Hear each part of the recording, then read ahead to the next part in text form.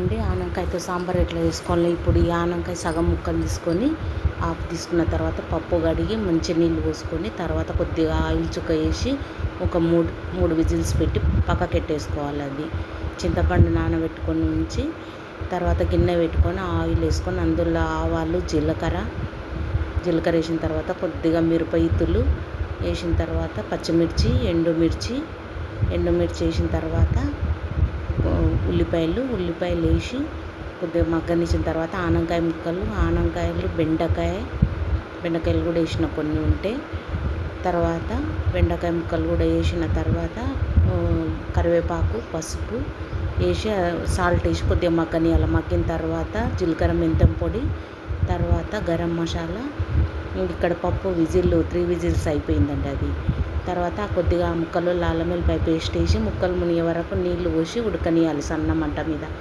అది ఉడికిన తర్వాత సన్న మంట మీదనే ఉడకాలి, మూత పెట్టి ఉంచాలి. అట్లనే తర్వాత చింతపండు మంచిగా రసం తీసుకోవాలి, మనకి ఎంత కావాలన్నా అంత రసం తీసుకున్న తర్వాత పప్పు విజిల్ అయిపోయింది, పప్పు రుబ్బి దానిలోనే పప్పు మంచిగా మెత్తగా రుబ్బాలి. రుబ్బిన తర్వాత ముక్కలలో పోసేయాలి. తర్వాత పులుపు ఎంత కావాలన్నా చూసుకొని ఆ పులుపు కూడా పోసేసుకోవాలి.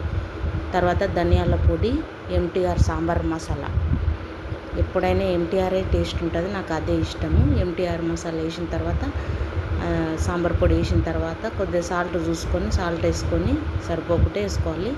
బాగా మరిగిన తర్వాత మంచిగా మసలనియాలి. బాగా 2-3 పొంగులు ఇట్లా పొంగుతుంటే ఇట్లా మసులుతుంటే టేస్ట్ వస్తుందండి సాంబారు. ఈ విధంగా మసలాలి. మునక్కాయలు లేకుండా ఆనపకాయలు బెండకాయలు వేస్తే సాంబార్ సూపర్ ఉంటుందండి.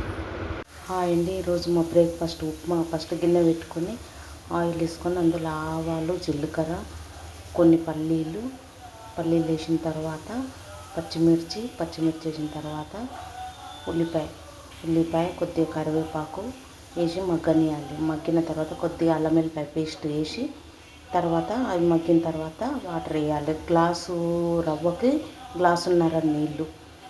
తర్వాత నీళ్ళలో ఉప్పు వేసి బాగా మరగనియాలి. మరిగిన తర్వాత రవ్వ, ఇది మీడియం సైజు రవ్వ అట్లా మసులుతుంటే రవ్వ పోసి దించేసుకోవడమే. ఉప్మా బ్రేక్ఫాస్ట్ సింపుల్గా తొందరగా అవుతుందండి. హాయ్ అండి. ఇవి వడియాలు బియ్యం పిండితో పెట్టేటివి. బియ్యం పిండికి ఒక గ్లాస్ పిండికి గ్లాసున్నర వాటర్ వేసి పెట్టాలి. అందులో జీలకర్ర, నేను వేసింది వాము, ఇవేమో సన్న రవ్వ ఉంటుంది కదా, రవ్వతోన్న అప్పడాలు. ఇవి ఒక 1 ఇయర్కి సరిపోను అన్నీ పెట్టుకుంటాం. ముందే ఈ సమ్మర్లోనే పెట్టుకుంటాం ఇవన్నీ. తర్వాత ఇవేమో అప్పడాలు కవర్లో పెట్టుకున్నా. ఇయర్కి సరిపోను, ఏర్ పోకుండా ఉంటే మెత్తగా కాకుండా ఉంటాయి. తర్వాత ఇవి మామిడికాయ ముక్కలు ఒరుగులు చేసి పెట్టుకున్నానండి. ఓకే అండి, థ్యాంక్ యూ.